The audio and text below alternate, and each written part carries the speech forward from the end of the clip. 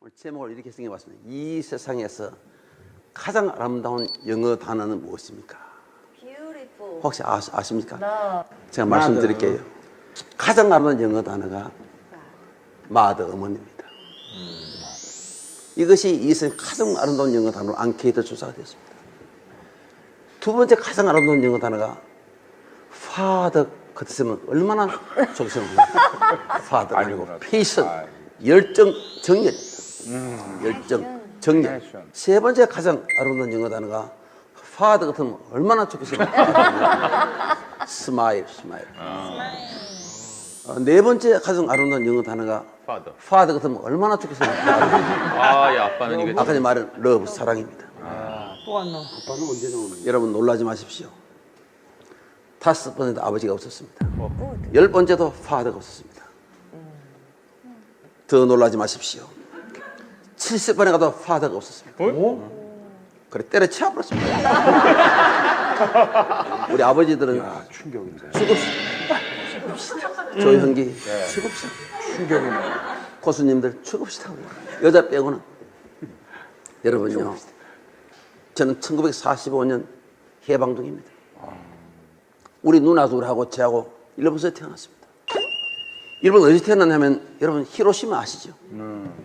원자 폭탄들 히로시마. 태어났는데 미국 폭격이 와서 폭탄을 내려버려요. 아침 식사하다가 아버님이 놀라서 숟가락을 놓고 탁 튀었습니다. 튀면서 돌아보면서 어머님 보고 빨리 따라오라고. 그때 그 당시에 저는 어머니 배 속에 있었습니다. 9개월 때 있었습니다. 큰 누나 4살, 둘째는 2살인데 돌아보는 순간 깜짝 놀랐습니다. 우리 어머님이 큰 무거움을 이끌고 우리 누나들을 들치는 거예요. 아버님 튀어 달아나고 있고 혼자 튀어달라고. 돌아보는 순간 아버님이 전쟁터에 처자식을 버리는 에비런실 전쟁, 전쟁터에 자식을 버리는 의미는 없구나. 앞으로 폭격이 떨어지면 다시는 안 달아나야지. 그런데 그 다짐도 멀리 가지 않았습니다. 제가 한국에 와서 내가 45살에 6.25가 터졌습니다. 우리 어머님이 이렇게 짐을 이고 바로 뒤에 5살 제가 걸어갔습니다. 그 뒤에 둘째 누나, 마지막에 큰 누나도 짐을 이렇게 지고 가는데 수류탄이 날아왔습니다. 콱 날아오니까 아버님이 지게를 지고 이쪽에 수로에 처박혀 없습니다. 탁 처박혀서 탁 보니까 처자식이 안 보이거든요. 이거 어떻게 됐나? 올라가니까 세상에 우리 어머님이 뭐 다 버려버리고 우리 자식 새끼 새를 품에 안고 이쪽에 쓰러지는 거예요. 아버님 혼자 이쪽에 처박혀.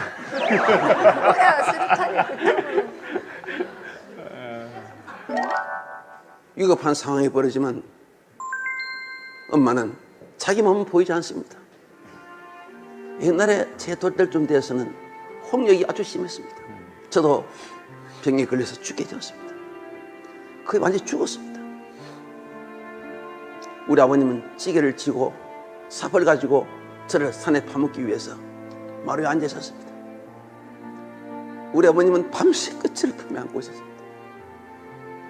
아버님이 가마니를 가져와서 나를 둘을 말아가지고 이제 산을 가기 위해서 문을 탁 열면서 아버님이 죽은 자식 품에 안아서 못하느냐, 빨리 내놔. 부모 앞에 죽는 자식은 자식도 아니야. 근데 우리 어머님은 그를 품에 탁 안고 울부짖으면서 이렇게 하더랍니다. 하나님이 살아계신다면 내 아들을 살려주십시오. 그러면서 마지막 가는 그 길을 자식을 보내기 위해서 혀를 가지고 내 얼굴을 참 핥아. 그 내 얼굴에 종기가 나와서 고름이 났는데 그걸 우리 어머님이 계속 핥는 거예요. 근데 여러분 세상에 이게 웬일입니까?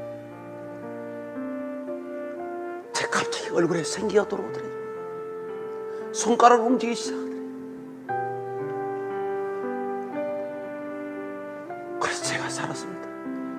그래서 이거 살아서 이거 써 있잖아요.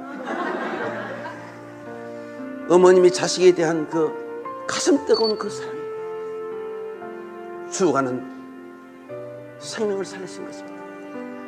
어머님의 사랑에는 바로 기적이 일으킵니다. 부모님을 사랑하실 때 고맙게 전하십시오. 저는요, 우리 어머님 평생 안 준 줄 알았어요. 나와 같이 평생 같이 살 줄 알았는데 어느 날 홀연히 떠나시더라고요. 오늘 이별에 대해서 지금 이 황금 말, 여러분 이별을 계속 많이 느꼈을 겁니다. 이별 중에 눈물이 가장 많은 것은 어머님을 떠나볼 때입니다. 자식을 떠나볼 때는 상처가 너무 커서 눈물이 나지 않습니다. 그래서 여러분, 부모님을 살아계실 때 부모 자식 간에 따뜻한 사랑을 원 없이 나누시기를 바랍니다. 감사해요.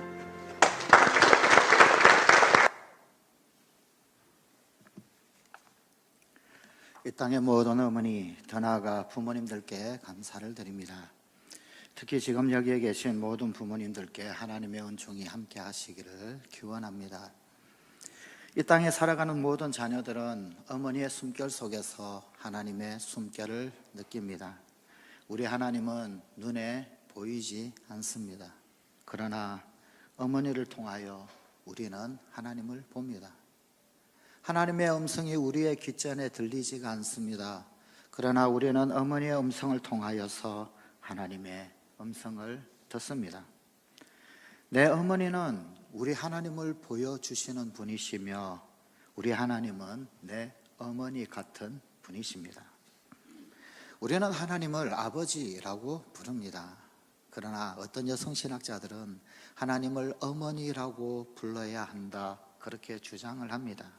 물론 하나님 성품 가운데는 아버지 성품이 있습니다만, 그러나 그 하나님의 아버지 성품 못지않게 성경에는 어머니 성품으로 가득 찬 하나님의 모습을 보여주기 때문입니다.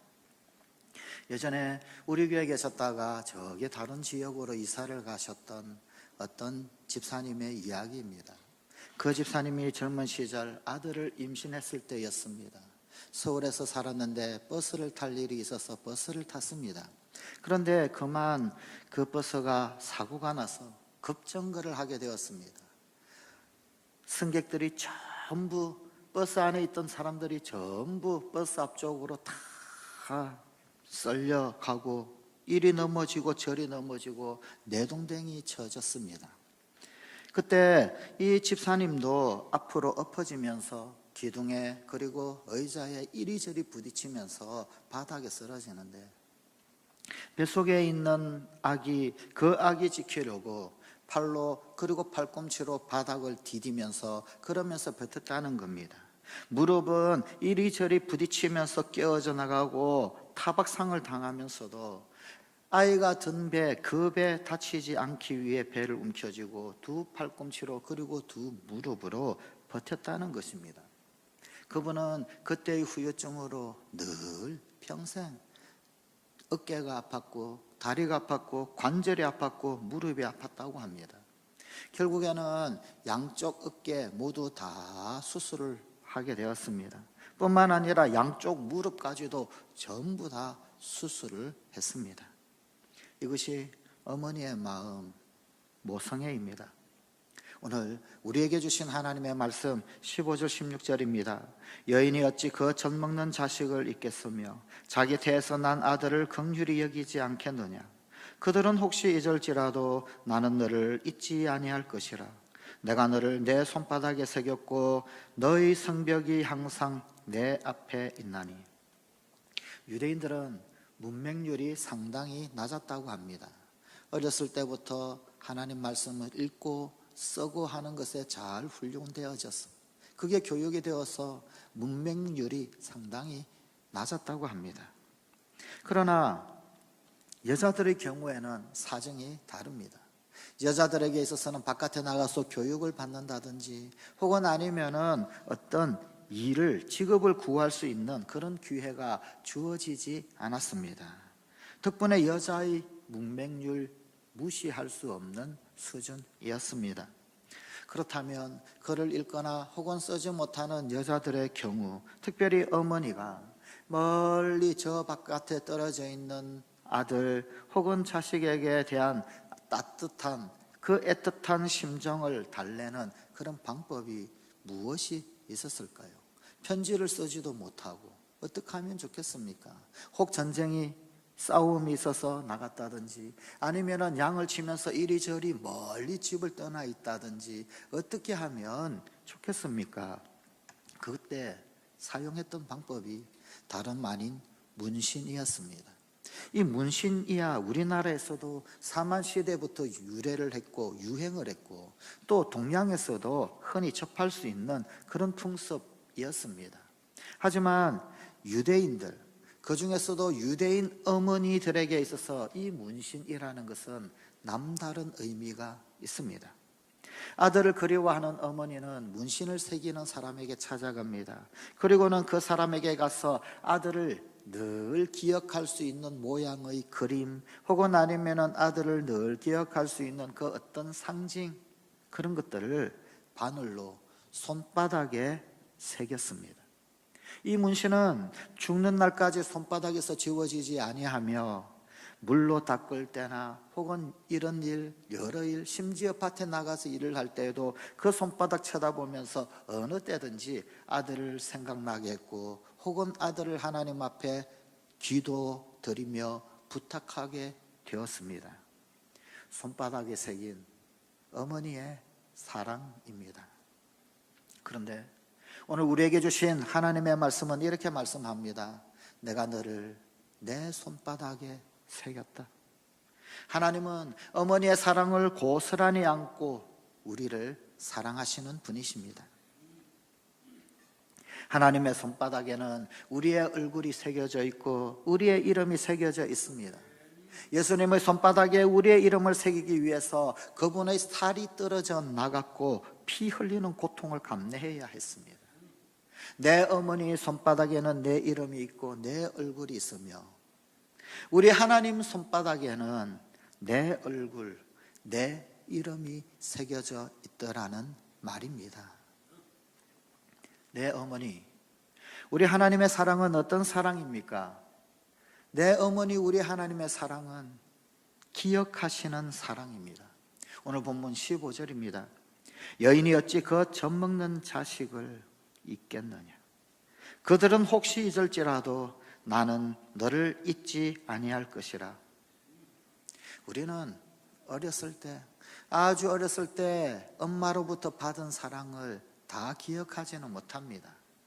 잊어버리기 일쑤입니다. 어머니가 나를 위해 무엇을 했는지조차 때로는 모르고 그냥 이날 이때까지 살아왔습니다.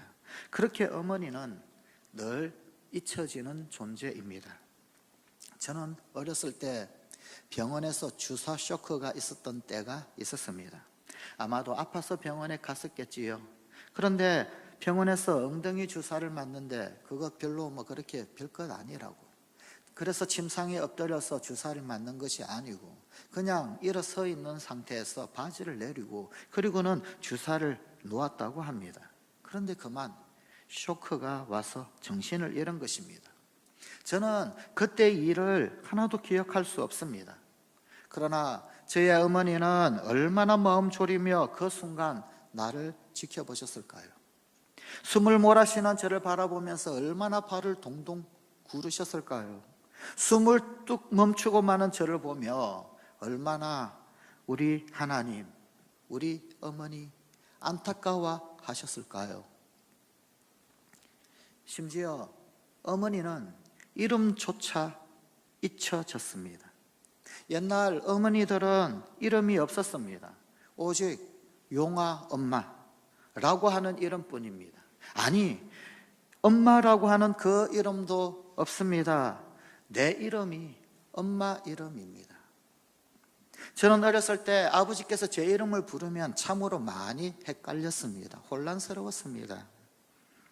아버지가 용아야 라고 부르셔서 네 하고 달려갔습니다. 그런데 우리 어머니도 왜요? 무슨 일 있어요? 그러면서 아버지에게 같이 오셨습니다. 나를 불렀는데 엄마가 왜 올까?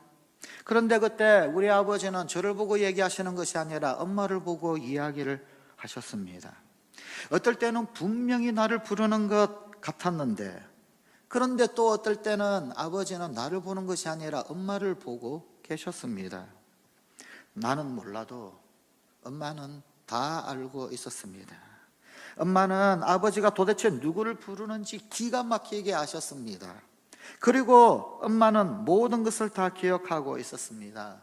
내가 언제 엎어져서 코피를 흘렸는지, 내가 언제 개울에 돌다리를 건너가다가 그만 그 돌다리에서 거꾸로 개울에 처박혀서 이마가 터져서 병원에서 몇 바늘을 꾸며었는지.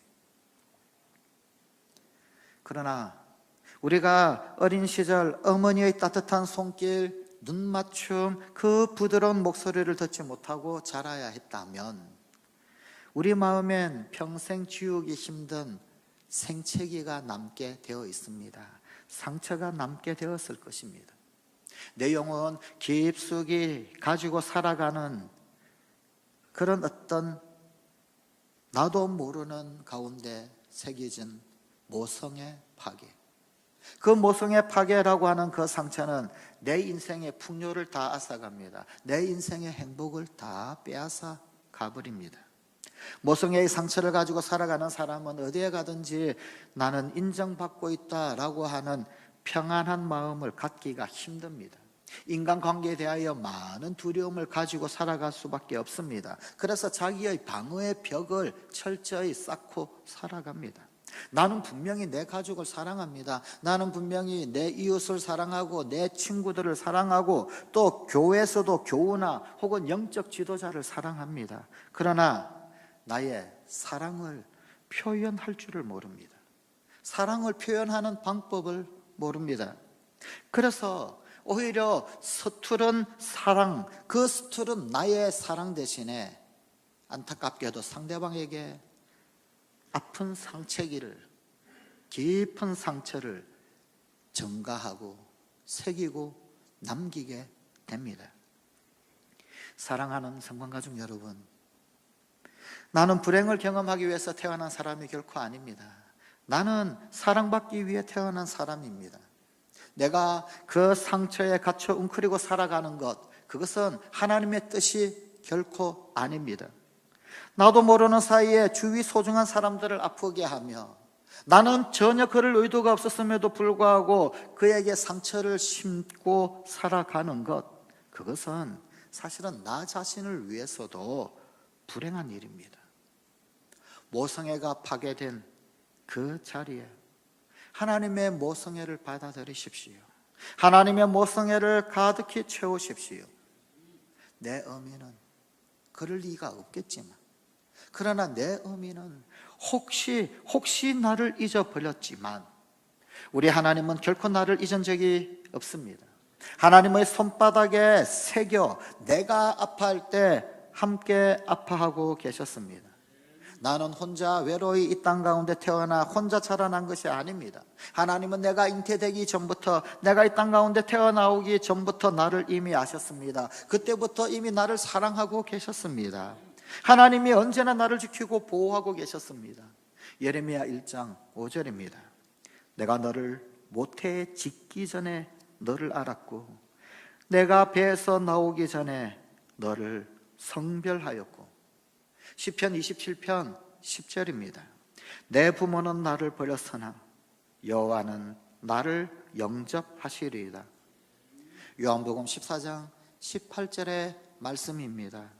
내가 너희를 고아와 같이 버려두지 아니하고 너희에게로 오리라. 내 어머니, 우리 하나님의 사랑은 긍휼히 여기시는 사랑입니다. 본문 15절 중반절입니다. 여인이 어찌 자기 태에서 난 아들을 긍휼히 여기지 않겠느냐. 어머니의 사랑은 끝까지 용서하시는 사랑입니다. 어머니의 사랑은 끝까지 덮어주는 사랑입니다. 허물이 있어도 다 감추어주는 사랑입니다.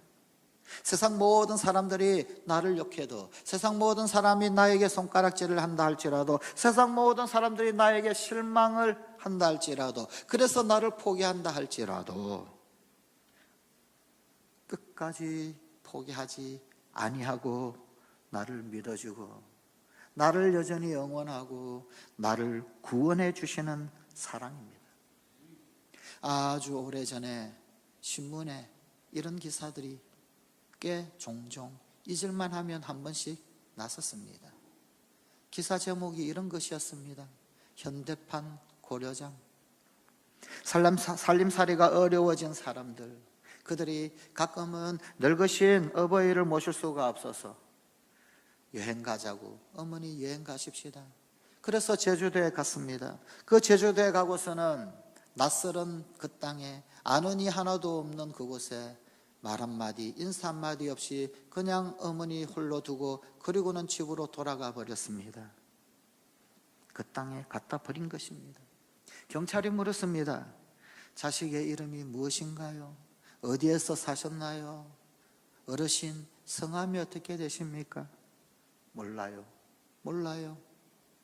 끝내 어머니는 눈만 끔뻑끔뻑 스스로 바보가 되었고 스스로 치매 노인이 되었습니다. 자식 이름이라도 되면 자식에게 누가 될까 봐. 우리 주님 예수님이 이 사랑 때문에 바보가 되셨습니다. 십자가에서 수치를 당하시고 손가락질 받으셨습니다. 우리의 허물과 죄를 용서하셨기 때문입니다. 우리에게 베푸신 긍휼이었습니다. 용서하는데 이유가 없습니다. 여기 어머니 하나님의 사랑엔 이유가 없습니다. 하나님의 사랑은 사실 참 낭비적인, 참으로 낭비적인 모성애입니다. 무조건적 사랑, 무조건적 용서입니다. 내 어머니는 나를 얻기 위하여서 피를 흘리셨고 나를 이 땅 가운데 태어나기 위해서 살을 찢으셨습니다. 하나님은 나를 천국의 자녀로 얻으시기 위하여서 독생자를 이 땅 가운데 보내주셔서 그분의 피를 흘리셨고 그분의 살을 찢으셨습니다. 내 어머니, 우리 하나님의 사랑은 결국 풍성히 회복시키시는 사랑입니다. 본문 19절 20절입니다. 이는 내 황폐하고 적막한 곳들과 내 파멸을 당하였던 땅이 이제는 주민이 많아 좁게 될 것이며 너를 삼켰던 자들이 멀리 떠날 것이니라. 자식을 잃었을 때 낳은 자녀가 후일에 내 귀에 말하기를 이곳이 내게 좁으니 넓혀서 내가 거주하게 하라 하리니. 오늘 본문 말씀은 남왕국 유다가 바벨론 포로로 끌려갈 그것을 배경으로 하는 말씀입니다. 그것은 그들의 죄 때문이었습니다. 죄에 대한 징계는 분명합니다. 바벨론의 포로가 되어서 끌려가면서 하나님의 백성들은 하나님이 어디 계신가? 하나님이 보고나 있나? 하나님이 우리를 기억하시고나 있나? 하나님의 사랑과 돌보심에 대한 깊은 회의를 가지게 되었습니다. 때로 하나님이 우리를 아프시게 할 때도 있습니다. 그러나 그것은 하나님의 본심이 결코 아닙니다. 예레미야가 3장 32절 33절의 말씀입니다. 주께서 인생으로 고생하게 하시며 근심하게 하심은 본심이 아니시로다. 아니, 오히려 그들은 반드시 포로에서 돌아오게 될 것입니다. 때가 지나고 기한이 지나면 반드시 포로에서 다시금 돌아오게 될 것인데, 그때는 지금의 땅이 비좁고 부족하게 될 정도로 이스라엘의 회복은 놀랍고 그 영광은 완벽하게 그렇게 창성하게 될 것이다. 그런 약속의 말씀입니다. 어머니의 사랑은 힘이 있습니다. 아버지의 기도에는 능력이 있습니다. 내 부모, 내 이름을 부르며 손 모아 기도할 때 하나님이 응답하십니다.